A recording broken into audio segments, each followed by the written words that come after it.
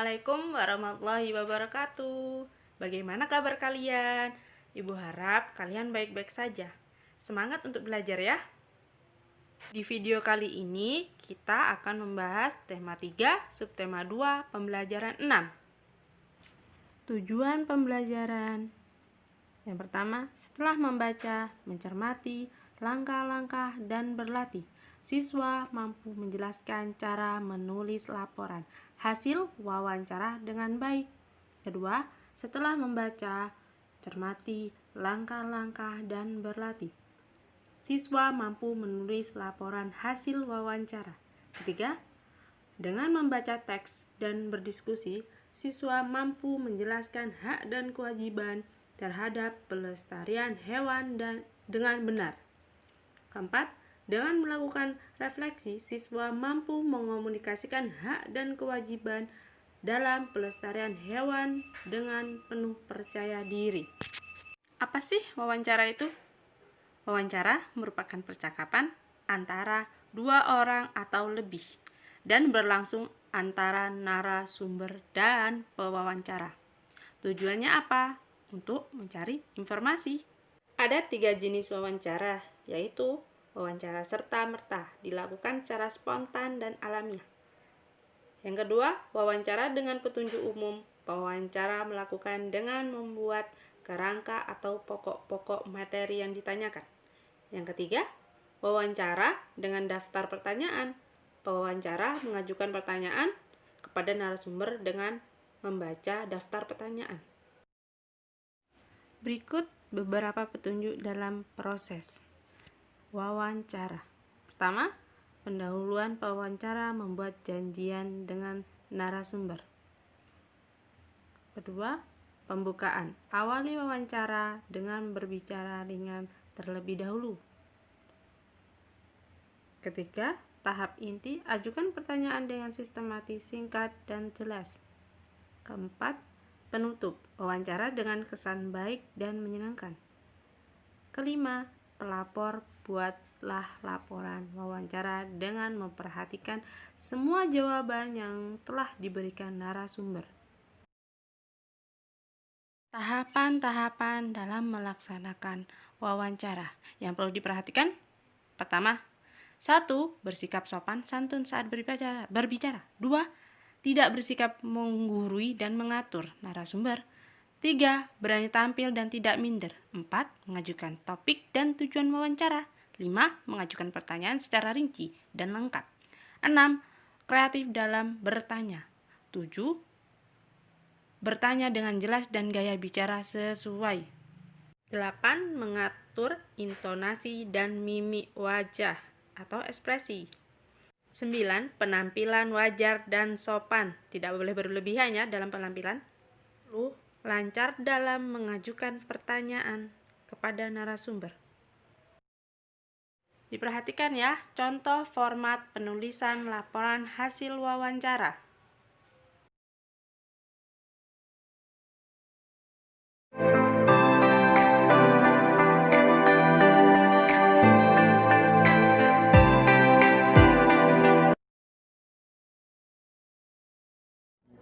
Selamat siang Pak, ini surat lamaran dan CV saya. Selamat siang, saya terima surat lamaran dan CV-nya. Baik, terima kasih Pak. Gimana tadi perjalanannya?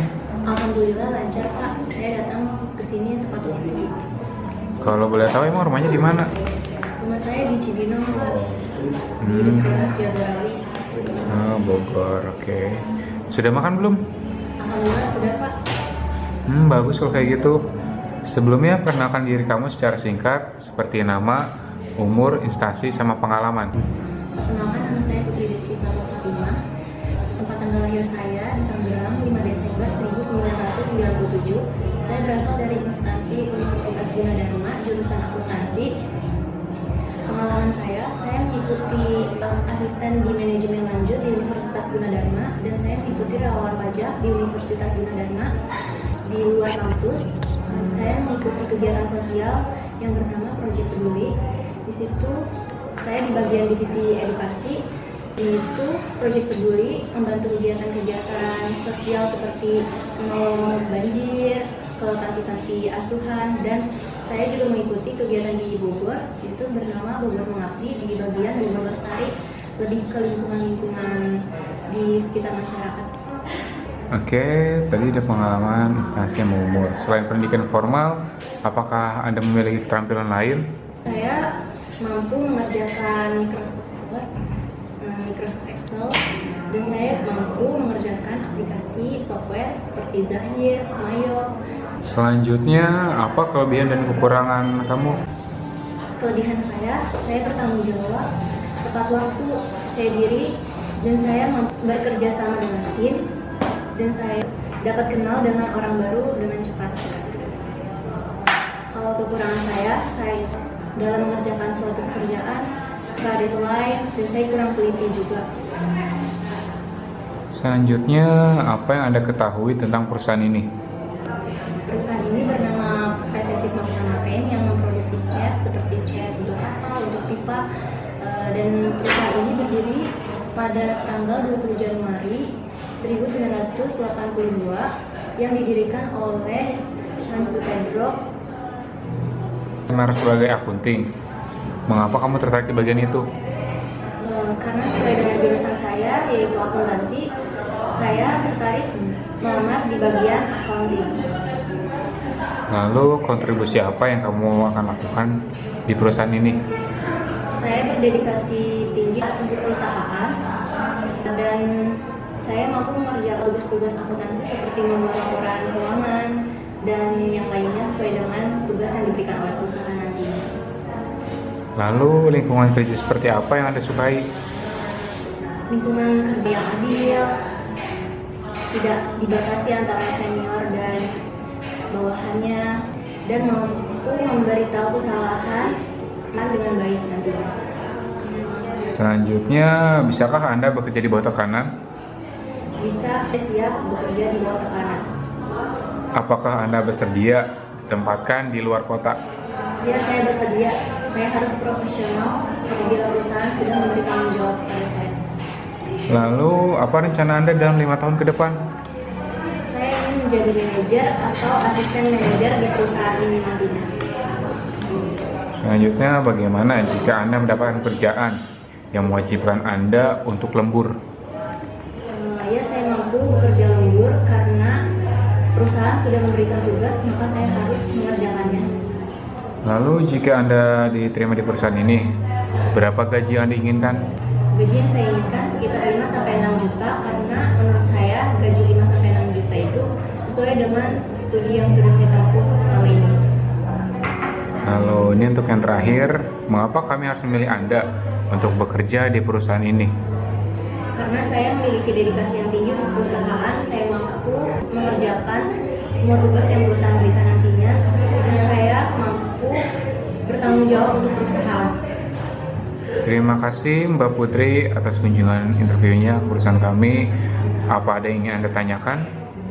Yang saya ingin tanyakan, apakah job desk yang Bapak berikan untuk saya nantinya? Untuk jobnya sendiri, kita buka lowongan kerja untuk staff accounting, dan untuk pemberitahuan kapan diterimanya, kira-kira 2-3 minggu lagi akan kami beri info. Itu kalau nggak lewat email, akan lewat by WhatsApp ya. Baik Pak, terima kasih atas infonya. Sama-sama. Sebelumnya, pasti kalian pernah mempelajari hak dan kewajiban terhadap hewan di sekitar kita, menjaga keseimbangan dan melestarikan hewan-hewan yang dilindungi maupun hewan-hewan lainnya. Adapun tujuan pelestarian hewan-hewan langka agar ekosistem hewan-hewan langka terjaga dan tidak mengalami kepunahan. Kelestarian hewan sangat bermanfaat untuk kelangsungan hidup manusia. Teknik melompat atau lompat kata. Diperhatikan ya gambarnya. Diamati. Manfaat dari olahraga lompat kata berikutnya. 1. Meningkatkan kekuatan. Lompat kata yang dilakukan berulang-ulang dapat meningkatkan kekuatan otot. Yang kedua, meningkatkan daya tahan tubuh. Saat tubuh kuat, maka daya tahan juga akan ikut meningkat. Ketiga, meningkatkan kelincahan. Gerak melompat membutuhkan kelincahan, apalagi jika dilakukan secara berulang-ulang. Yang keempat, meningkatkan kecepatan. Gerak lompat katak membutuhkan kecepatan untuk melompat, apalagi jika dilakukan secara bersama-sama atau dimodifikasi menjadi permainan.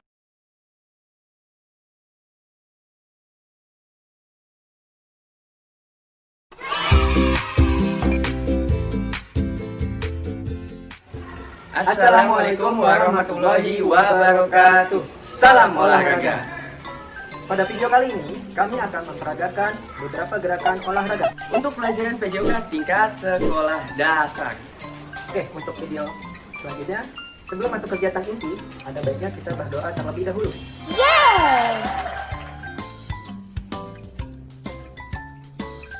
Setelah berdoa, kalian melakukan gerakan pemanasan yang biasa kalian lakukan di sekolah. Ini adalah contoh beberapa gerakan pemanasan. Yang mulai dari bagian tubuh kepala sampai ujung kaki. Pada video ini, pemanasan dilakukan secara statis atau pemanasan yang dilakukan diam di tempat. Pemanasan dapat berupa meregangkan otot-otot bagian tubuh. Salah satu gunanya untuk mempersiapkan otot sebelum melakukan aktivitas, seperti olahraga. Dalam melakukan pemanasan ini, kalian dapat memakai berupa hitungan 1 sampai 8. Hari ini nanti kita akan mempelajari menirukan gerakan hewan berjalan. Untuk hewan yang akan kita tirukan hari ini, nanti kita menirukan gerakan hewan katak. Bagaimana gerakan katak berjalan? Lihat video berikut ini.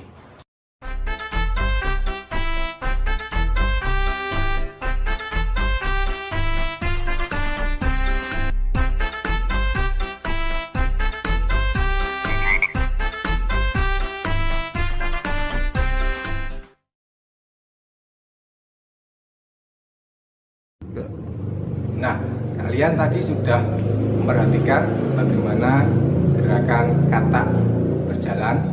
Gerakan katak berjalan dalam video tersebut adalah dengan cara melompat.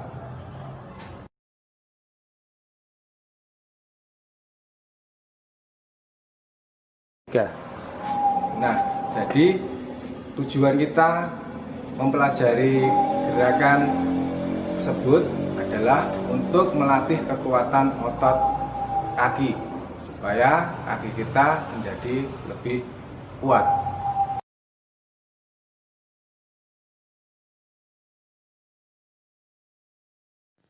Nah, berikut merupakan gerakan lompat katak dengan jarak yang sederhana, jarak tidak terlalu jauh. Nah, anak-anak, kita bisa lihat yang dilakukan oleh Pak Gatot bahwa lompatan tersebut dilakukan dengan ayunan tangan dan lompatan kaki.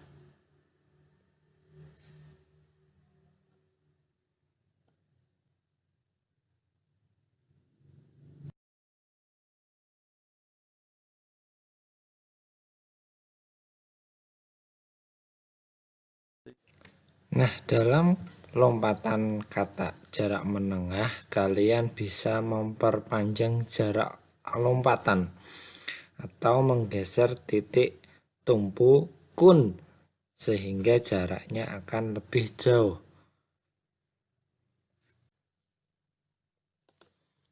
Perhatikan tayangan yang diperlambat berikut ini. Perhatikan cara melompat, ayunan tangan, dan lompatan kaki.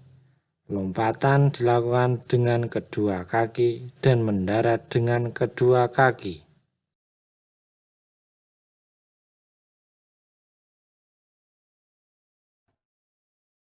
Lompat katak jarak jauh dilakukan dengan melompat sejauh-jauhnya dengan tenaga sekuat-kuatnya. Lihat pada gambar bahwa lompatan dimulai dengan ayunan berulang kali sehingga akan memudahkan tubuh mendorong maju ke depan dan mendarat sejauh mungkin.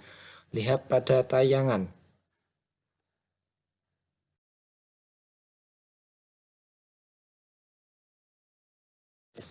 Lihat pada video. Lompatan diawali dengan beberapa kali ayunan tangan, kemudian melompat dengan kedua kaki, dan diakhiri atau mendarat dengan kedua kaki pula.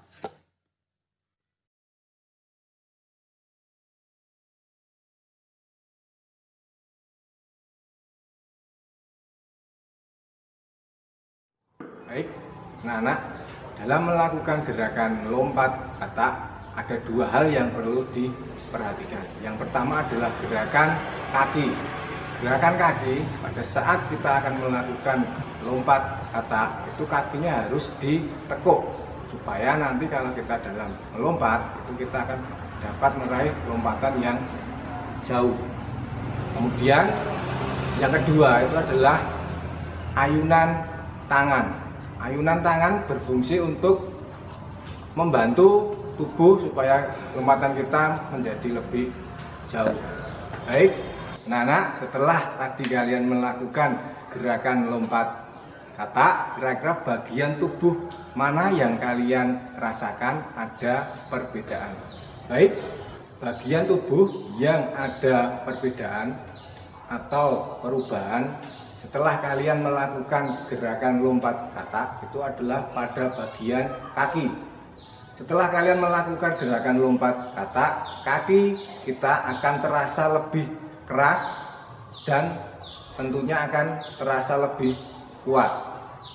Itu adalah pengaruh dari latihan gerakan lompat katak. Baik anak-anak, setelah tadi kalian melihat rangkaian video, silahkan nanti kalian praktekkan di rumah. Nanti kalian bisa merekam kegiatan tersebut, kemudian nanti dikirimkan kepada nomor Pak Guru. Nomornya nanti ada di bawah ini. Ya. Baiklah, anak-anak, marilah kita akhiri kegiatan pembelajaran pada hari ini dengan berdoa. Berdoa dengan mengucapkan hamdalah. Alhamdulillahirabbil alamin. Pak Guru akhiri. Assalamualaikum warahmatullahi wabarakatuh.